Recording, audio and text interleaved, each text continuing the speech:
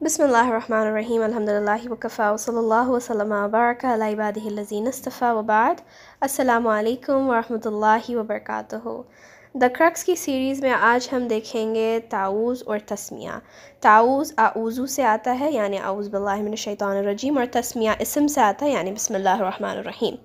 तो ताऊज़ का मतलब है मैं अल्लाह की पनाह मांगती हूँ उस शैतान से जो रजम किया गया हुआ है। तो जब आप कहते हैं आऊज़ू, आप पनाह मांग रहे हैं, आप हिफाजत मांग रहे हैं, आप प्रोटेक्शन मांग रहे हैं बिल्लाहि, अल्लाह सुब्हानहू व तआला से, उस वाहिद अल्लाह सुब्हानहू व तआला से जिसका कोई शरीक नहीं है, जिसकी खालिस आप इबादत करते हैं।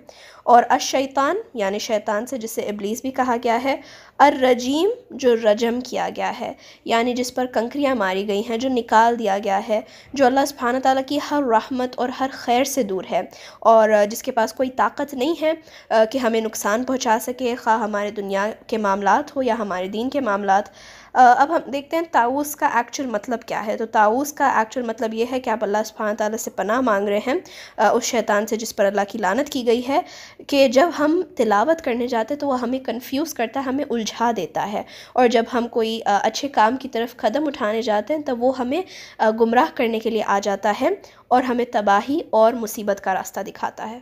जब कभी नबी सल्लल्लाहु अलैहि वसल्लम रातों की नमाज़ के लिए उठते थे तो नबी सल्लल्लाहु अलैहि वसल्लम तकबीर पढ़ने के बाद ये दुआ पढ़ते थे, आऊज़ु बिल्लाहिस समील अलीम मिनश शैतानिर रजीम मिन हमज़िही व नफ़्ख़िही व नफ़्सिही, कि अल्लाह मैं आपकी पनाह मांगता हूँ जो सब सुनने वाला और सब जानने वाला है उस शैतान से जिस पर लानत की गई है, उसके फ़ख्र से, उसकी शायरी से और उसकी दीवानगी से।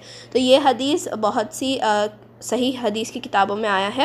और अब हम देखते हैं ताऊज़ की रूलिंग। तो जब कभी आप कुरान की तिलावत कर रहे हैं तो आप पहली आयत से करें या कोई बीच की आयत से करें। नबी सल्लल्लाहु अलैहि वसल्लम की सुन्नत यही थी कि वो ताऊज़ से शुरू करते थे, और बहुत सी हदीसों में ये भी आया कि जब इंसान को गुस्सा आए या शैतानी ख़यालात आए तब भी अगर वो ताऊज़ पढ़ लें तो अल्लाह सुब्हानहू व तआला उन तमाम ख़यालात को और उसके गुस्से को मिटा देंगे और दूर कर देंगे। अब हम चलते हैं बिस्मिल्लाह की तरफ। तो बिस्मिल्लाहिर्रहमानिर्रहीम का मतलब है शुरू अल्लाह के नाम से जो बड़ा मेहरबान निहायत रहम वाला है। इसका मतलब एक्चुअल में क्या है कि जब हम कोई काम शुरू करते हैं या कोई भी काम शुरू करने से पहले अल्लाह को याद करते हैं, अल्लाह का नाम लेते हैं, अल्लाह की मदद तलब करते हैं, अल्लाह सुब्हानहू व तआला को हर मामले में पहला रखते हैं। क्यों? क्योंकि बेशक अल्लाह सुब्हानहू व तआला हमारे रब हैं और अल्लाह सुब्हानहू व तआला वो वाहिद ज़ात है जिसकी हम इबादत करते हैं और अल्लाह के साथ किसी को शरीक नहीं करते। और अल्लाह की ये जो रहमत है वो तमाम अल्लाह की मखलूक़ात को घेरे हुए है। ये जो बुलंद अल्फाज है अल्लाह, इसका मतलब है उलूहियत का मालिक, जिसका हक़ है कि तमाम मखलूक सिर्फ़ उसी की इबादत करें। और जब हम अल्लाह कहते हैं तो इससे हम किसे रिफ़र करते हैं? उस मालिक को रिफ़र करते हैं, यानी उस रब को रिफ़र करते हैं जो सबसे ज़्यादा शानदार और सबसे ज़्यादा आला है।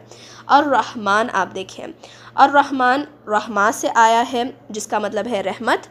और इस नाम से क्या ज़ाहिर होता है? इस नाम से यही ज़ाहिर होता है कि जो अल्लाह की रहमत है वो अल्लाह की तमाम मखलूक को अपना लेती है, और अल्लाह सुब्हानहू व तआला ही है जो इंसान को हर चीज़ से नवाजते हैं, चाहे वो खाना हो या माल हो या उसके ऊपर सर के छत हो या कुछ भी। और ये जो लफ्ज़ है रहमान, ये अल्लाह के एहसानात की तकमील है जिसकी वजह से ये नाम रखा गया है। अल्लाह सुब्हानहू व तआला ने ये नाम रखा किस लिए? अर्रहमान यानी तमाम कायनात पे रहम करने वाला। अर्रहीम की तरफ चलते हैं। अर्रहीम यानी मुसलसल रहम करने वाला।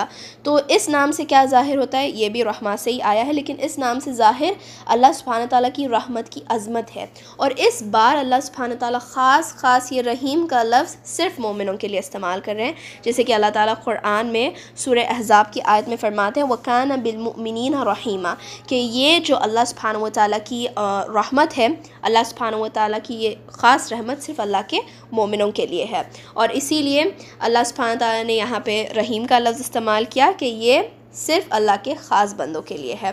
अब हम बिस्मिल्लाह की रूलिंग देखते हैं। बिस्मिल्लाह जब कभी हम कहते हैं तो हर सूरे के शुरू में हमें बिस्मिल्लाह कहना है, सिवाय सूरह तौबा के। और हर नमाज़ में बिस्मिल्लाह कहना बहुत ज़्यादा ज़रूरी है, फ़र्ज़ है।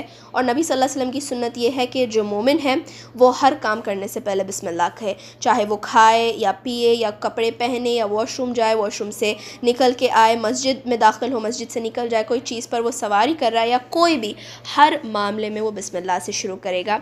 तो जब कभी हम भी कोई काम कर रहे हैं, जैसे कि हम घर के पकवान करते हैं या हम घर के काम करते हैं तो उसमें आप बिस्मिल्लाह कहें, इससे अल्लाह सुब्हानहू व तआला बहुत ज़्यादा बरकत डालेंगे हमारे हमारी ताकत में, और हमारा काम भी बहुत ज़्यादा आसान कर देंगे इंशाल्लाह। यहाँ पे हम कंप्लीट करते हैं। सुब्हान रब्बिका रब्बिल इज़्ज़ति अम्मा यसिफून व सलामुन अलल मुरसलीन वल्हम्दुलिल्लाहि रब्बिल आलमीन। अस्सलामु अलैकुम व रहमतुल्लाहि व बरकातुहू।